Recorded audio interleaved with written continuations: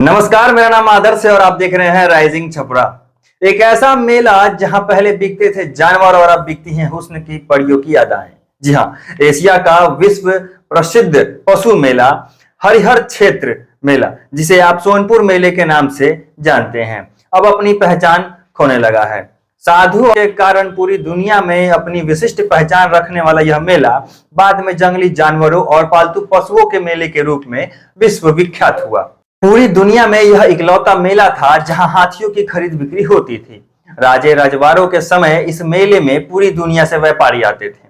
साथ ही साथ उस जमाने के राजे रजवाड़े जमींदारों के टेंट मेला क्षेत्र में 1 महीने तक लगते थे। उन सभी के तरफ से मनोरंजन के लिए ढाका से लेकर काबुल तक से तवाइफें भी आती थी। कौन कितना धनवान और प्रभावशाली है, उस जमाने में इस बात से अंदाजा लगाया जाता था कि किस राजा या किस जमींदार के तरफ से कितनी ज्यादा तवाइफों के तंबू लगाए गए हैं। समय बदला तो सब कुछ बदलने लगा। गंडक, सोन और गंगा के त्रिवेणी पर बसा सोनपुर इतिहास के कई रहस्यों को भी आपस में समेटे हुए है। भगवान विष्णु और शिव का अलौकिक शिवलिंग जहां बाबा हरिहर नाथ के रूप में विराजमान है। चमन ऋषि का आश्रम, तपस्वियों के तपस्या का तपोवन, साधुगाछी के साथ ही सोनपुर मेला का स्थल हाथी बाजार, घोड़ा बाजार, चिड़िया बाजार, मीना बाजार, गाय बाजार समेत कई रंग बिरंगा बाजारों के नाम से कई भागों में विभक्त है। पहले जमाने में जब आवागमन का साधन नहीं था तो 3 नदियों से जुड़े होने के कारण लोग नदी के मार्ग से ही आते थे। आजादी के बाद सोनपुर एशिया का सबसे बड़ा रेलवे प्लेटफॉर्म हुआ करता था। सोनपुर के बरबट्टा निवासी राजा साहब के नाम से मशहूर लगनदेव बाबू, बाघ वाले बच्चा बाबू की कहानियां भी सोनपुर के मेले से जुड़ी हुई हैं। महात्मा गांधी सेतु के निर्माण से पहले राजधानी पटना उत्तर बिहार से पानी के जहाज के माध्यम से जुड़ा हुआ था। यह पानी का जहाज पहलेजा से महेंद्र के बीच चला करते थे और सभी जहाज सोनपुर वाले बच्चा बाबू के थे।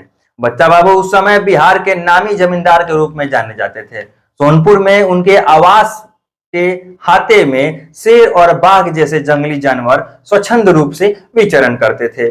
स्वर्गीय लगनदेव बाबू का रुतबा इतना था कि बिहार की राजनीति से लेकर दिल्ली के सत्ता तक में उनकी तूती बोलती थी। उनके पुत्र वरीय अभिवक्ता ओम प्रकाश सिंह कहते हैं कि सोनपुर मेले को लेकर कभी भी शासन प्रशासन गंभीर नहीं रहा। इस विरासत को बचाने की कभी कोशिश नहीं हुई। समय के साथ आधुनिकता की मार ने मेले की चमक को कम करना शुरू कर दिया।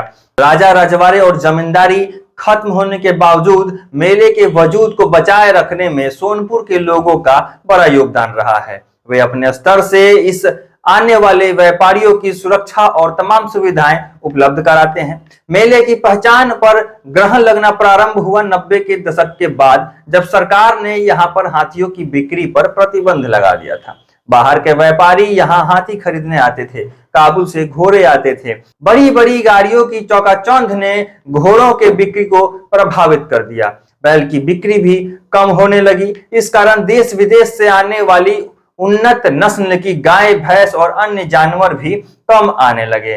धीरे धीरे मेला तवायफ के तंबुओं की जगह मनोरंजन के लिए लगने वाले ऑर्केस्ट्रा थिएटरों की तरफ आकर्षित होने लगा। जो मेला कभी बिहार की पहचान था, वह मेला अपने वजूद के लिए लड़ रहा है। आज मेले में जो भी भीड़ आती है वह गाय बैल खरीदने नहीं, बल्कि तवायफ के तंबुओं की जगह लगने वाले थिएटरों में होने वाले नाच के लिए आते हैं। इस बात को स्थानीय नागरिक भी स्वीकार करते हैं कि अगर थिएटर बंद हो जाए तो सोनपुर मेले में लोगों का आना भी समाप्त हो जाएगा।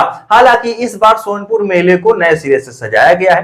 5 थिएटरों को लाइसेंस मिला है। सरकार की तरफ से सांस्कृतिक विरासत को बचाने के लिए बॉलीवुड के कलाकारों से लेकर स्थानीय बिहारी कलाकारों तक के लिए मंच बनाए गए हैं, जहां रोज सांस्कृतिक कार्यक्रम भी आयोजित हो रहे हैं। मेले में खेल कूद, कुश्ती, बिहार के सभी प्रशासनिक विभागों की प्रदर्शनी और तो और इसके साथ ही झूले, सर्कस और जादू का खेल भी लगा हुआ है। सैकड़ों खाने पीने के स्टॉल लगे हैं।